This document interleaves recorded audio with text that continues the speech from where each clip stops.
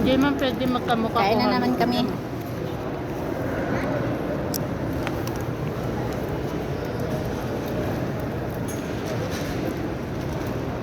Dati mura lang dyan.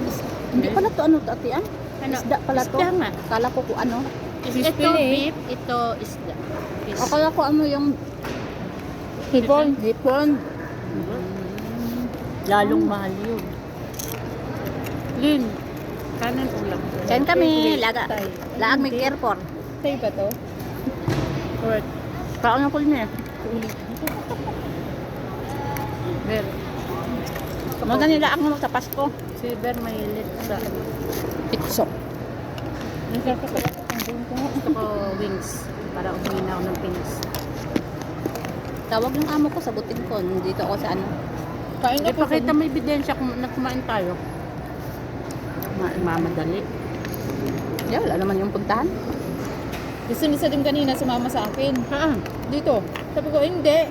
Pupunta ka doon kila Ate Josie. Hindi, sasama ako. Sabi niya. Gustong gusto mo yung sa inyo sa din. Kaya nga. Gusto niya sa di maglakad kaya. Kasama ikaw. Sabi niya, Mama, hindi na ako sasama sa'yo. Kailan ako sasama sa Masarap na yung ano. Yan si Lynn. Maalat. Yan ka muna Lynn. Nakain si Lynn. Huwag mo ang picturean. Si Atean, walang mas si Atean. Hindi na yan.